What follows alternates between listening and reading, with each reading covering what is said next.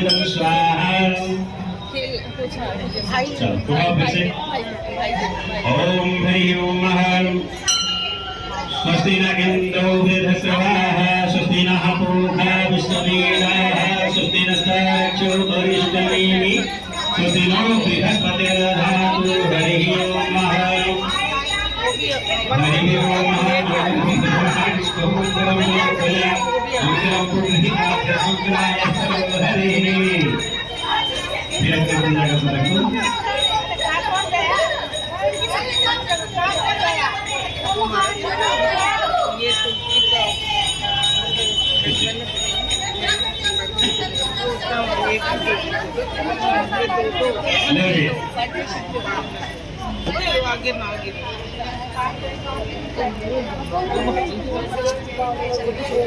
ओम अजरमं देवं कन्या अतिशयन अग्निवेक्षणे वसल्यमात् हेतु देवा प्रतिमुच्यमाप्ते स्वाहा। इमां राजानापं कर्मां करणं तुमं तुभ्यं चासेवं तजनोतामिदं स्वाहा। इयं नायुपकृति राजानां पतिका आयुष्मानस्तु वेदन्तां जातयो मम स्वाहा। जैसे उठाओ उसी प्रकार से। ओम हरि ओम यानिकानि च पापानि जन्म जन्मान्तराणि च तानि सर्वाणि नश्यन्तु दक्षिणां प्रदे प्रदे ये पत्रसिकानि गतानि हरि ओम श्री हरि ओम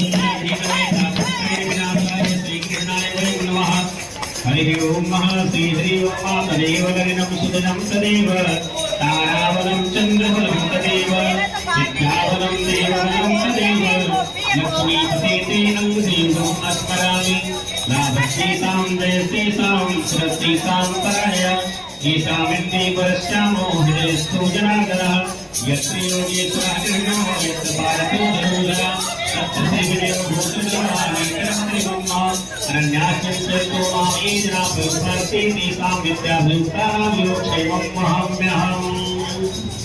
अपने अपने स्थान पर बिठा दो।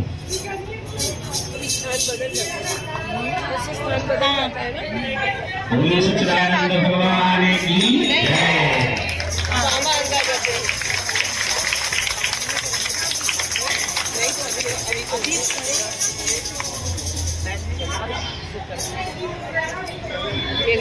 मेरे पे करते मेरे पे गिलास मेरे पे बाबा कर दीजिए साथ पूरे होंगे बाबा चार वैसे तीन। अरे लड़के वाले सिंदूर अलग निकाल रखे हो कि इसी में है सब इसी में है। ठीक है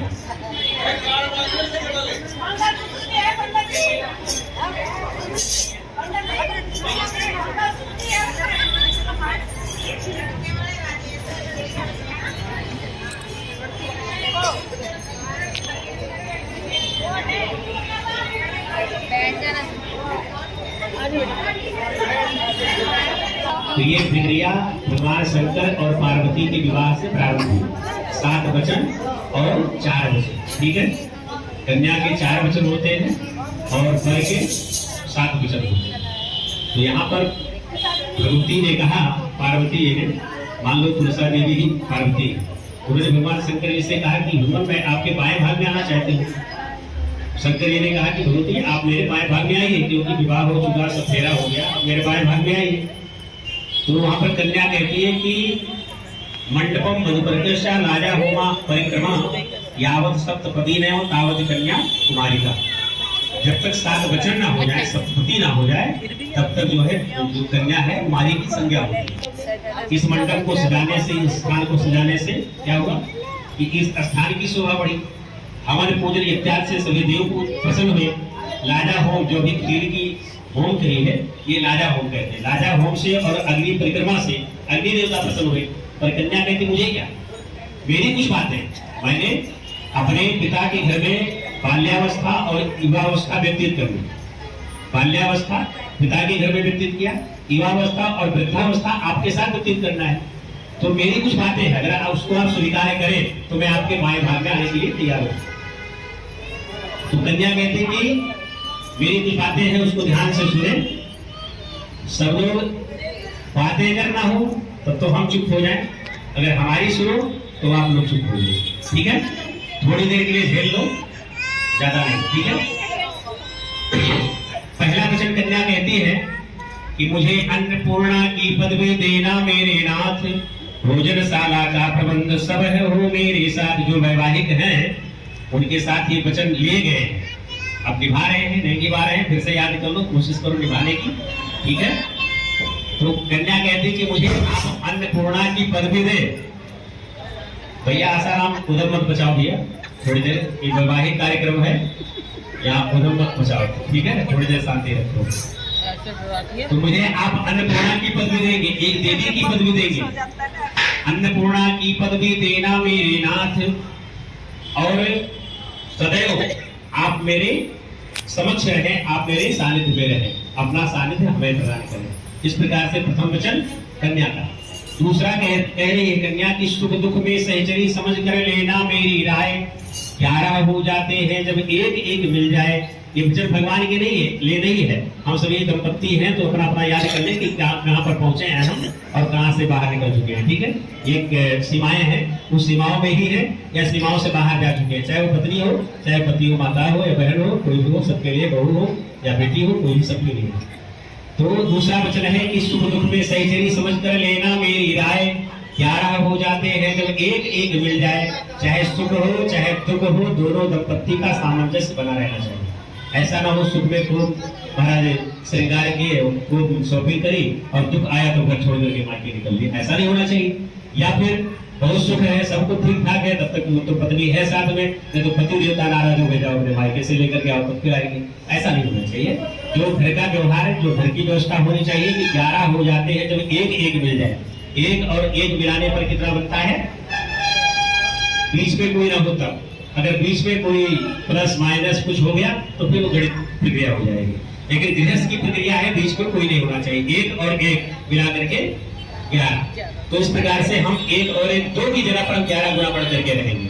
तीसरा वचन कहती अर्धांगिनी समझना मुझको मेरे प्राण आधार, औरों के आगे मत करना गुस्से का व्यवहार।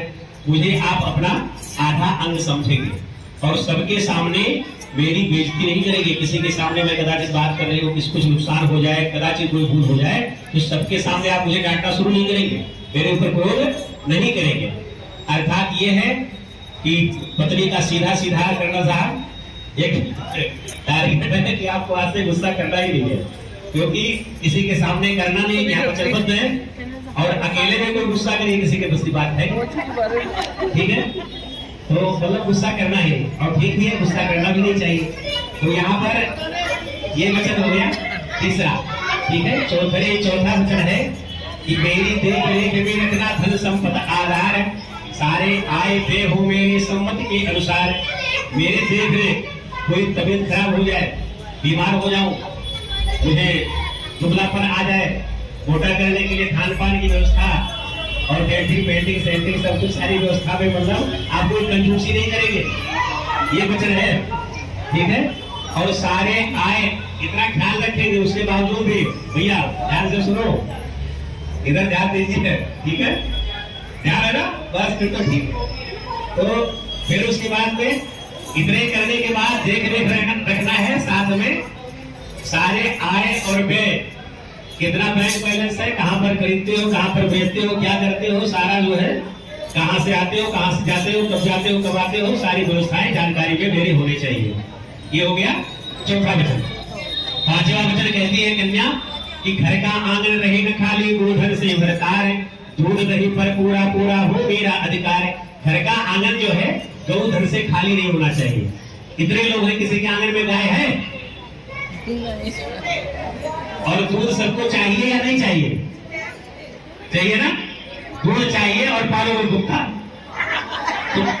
तो ओरिजिनल दूध की कल्पना कैसे कर सकते हो? पालना है गुप्ता और दूध चाहिए दूध, तो ओरिजिनल दूध कहाँ से मिलेगा कर्ण साहब? देखो गाय पालना जरूरी है कि आप व्यवस्था ऐसा है, शहर है, दिल्ली है, राजधानी है, व्यवस्था ऐसा नहीं हो सकता कि गाय पाल करके हम रहें, लेकिन एक व्यवस्था और उसके साथ साथ में है गौ पालन प्रत्येक सनातनी को करना चाहिए।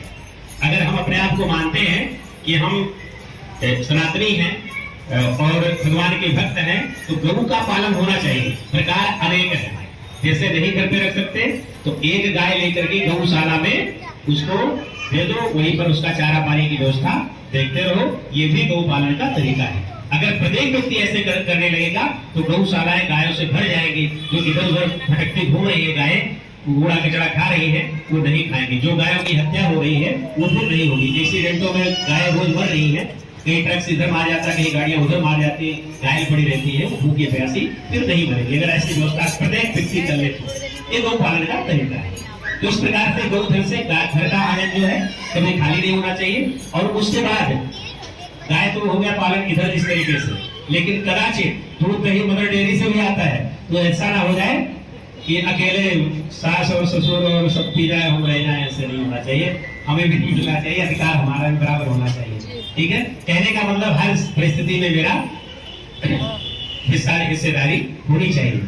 ये हो गया पांचवा वचन। छठे वचन में कन्या कहती है ऋतु अनुकूल धर्म का करना नियम मत भंग, तीर्थ यज्ञ दानादि में रखना मुझको संग। सभी 12 ऋतुओं में मेरा भरण पोषण करें उसी प्रकार से, और उसके बाद यज्ञ दान स्नान इत्यादि कुछ करते हैं तो जैसे आज सब साथ मिलकर के कर रहे हैं दोनों दंपत्ति, उसी प्रकार से जीवन पर्यंत हम करते रहेंगे। छठा वचन। सातवां वचन कन्या का है कि लोक परलोक सुधरने का जब करना उद्योग, सन्यासी जीवन में जीवन फल हो मेरा सहयोग। कदाचित गृहस्थ जीवन से निकल करके संन्यास धारण करना चाहे तो ऐसा ना हो जाए कि लोटा डोरी उठाए और आप हरिद्वार बसे और हम यहाँ घर पे बर्तन मांजते रहे। ऐसा नहीं होना चाहिए। ये कहते हैं अगर आप सन्यासी होते हो तो हमें सन्यासी बनने के लिए उसमें भी जीवन में मेरा पूर्ण सहयोग होना चाहिए। इस प्रकार से 7 वचन कन्या ने लिए। अब जब भगवती उठ करके और बाएं भाग में चलने लगी तो शंकर जी ने कहा कि देवी ठहरो, हमारे भी कुछ वचन है। अगर हमारे वचनों को आप अगर स्वीकार करती हो तो मैं अपने बाएं भाग में स्थान दूंगा। कौन सा वचन है?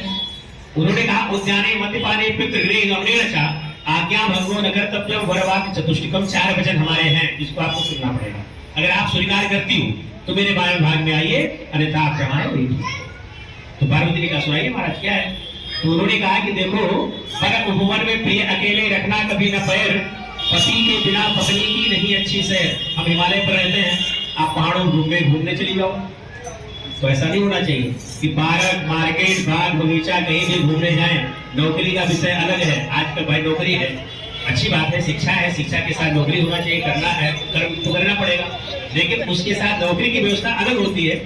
लेकिन वैसे घर से पहुंचे और जब भी मर्जी हो बैग उठाएं और गांधी मार्केट निकल ले, और जब मर्जी नागल मार्केट चले जाओ, नागल मार्केट से पता चले तिलंग, तिलंग से मोतीनगर, मोतीनगर से चांदनी चौक। अब पता किया कहाँ नहीं गांधी मार्केट, गांधी मार्केट पता किया नागल, नागल से ऐसे पता ही नहीं चला कहाँ नहीं। ठीक है, तो ऐसी व्यवस्था नहीं होनी चाहिए। अगर ऐसा है तो पार्वती ने कहा ठीक महाराज देख आएंगे। और पर उपवन में प्रिय अकेले रखना कभी न रखना पैर, पति के बिना पत्नी की नहीं अच्छी सैर। मतलब जाए तो हम दोनों मिलकर के जाए घूमने टहलने, तो आराम से घुमा के करेंगे, कोई दिक्कत नहीं। और या किसी घर के सदस्य के साथ में जाए। इस प्रकार से जीवन की सुरक्षा भी और हर प्रकार से सेफ ऐसा करना है। प्रथम वचन हो गया।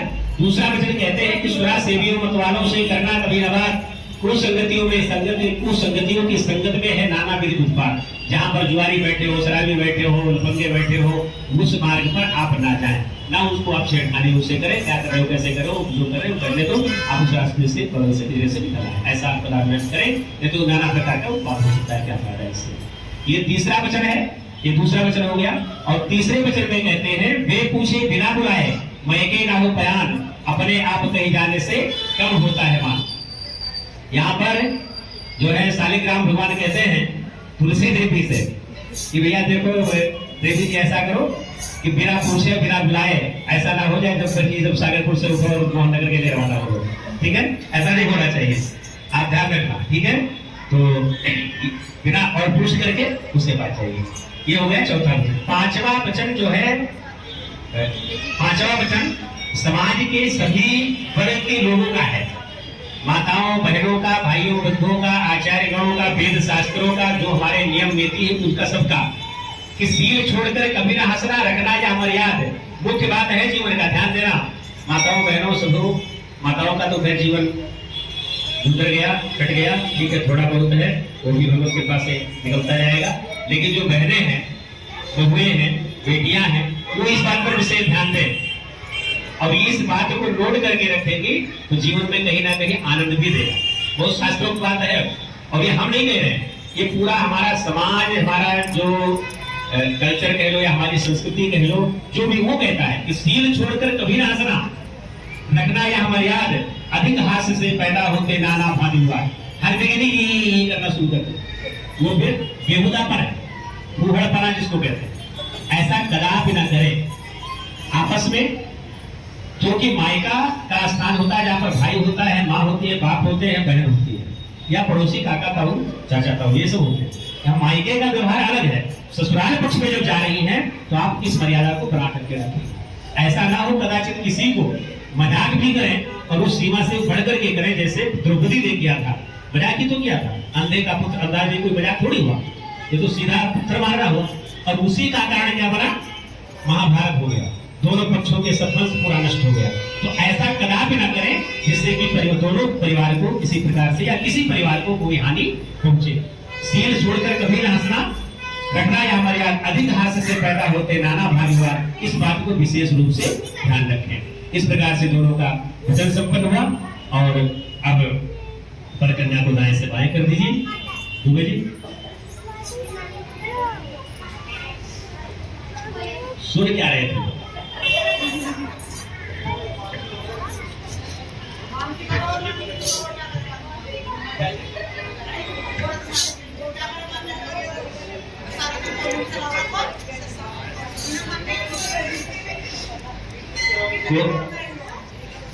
संसद का काम है कानून बनाना, उसको मानना ना मानना तो पब्लिक के हाथ में, कैसे क्या करना है।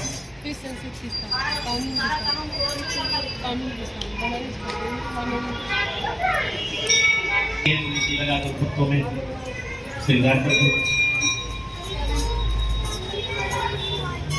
ओम देहि मे सौभाग्यम, देहि मे सौभाग्यम, आरोग्यम सुख संपदां, रूपम देहि जयं देहि, यशो देहि दिशो जहि, विदेहि देवी कल्याणं, विदेहि परमां श्रियां, रूपम देहि जयं देहि, यशो देहि दिशो जहि।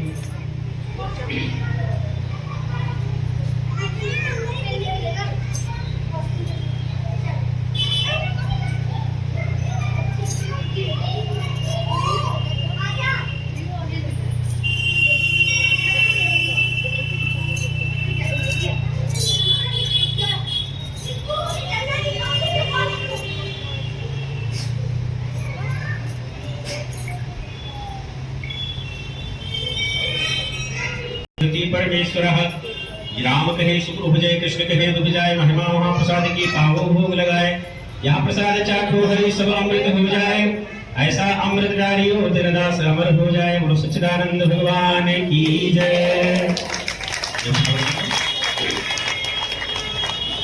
इंद्रहारम सदा वसंतम हृदयारविंदे ओम भवानी सहितं नमामि। बोलो सच्चिदानंद भगवान की जय। ओम जय जगदीश हरे, स्वामी जय जगन्नाथ हरे, भक्त जनों के संकट नाश, जनों के अवगुण मुसीबत दूर करे। ओम जय जगदीश प्रभु जी प्रभु कुश अर्पण क्या लागे मेरा। ओम जय जगदीश श्री श्याम सुंदर की आरती जो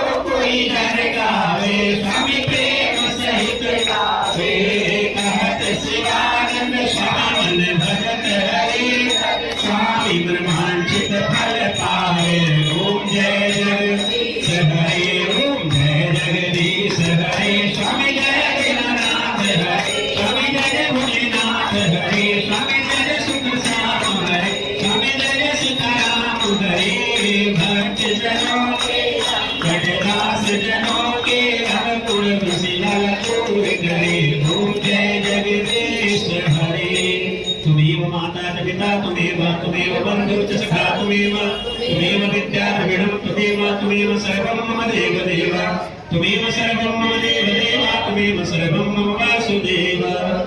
ॐ अच्युतं केशवं रामनारायणं कृष्णदामोदरं वासुदेवं हरिं श्रीधरं माधवं गोपिकावल्लभं जानकीनायकं श्रीरामचन्द्रं भजे राधिकानायकं श्रीकृष्णचन्द्रं भजे। बोले सच्चिदानंद भगवान की जय।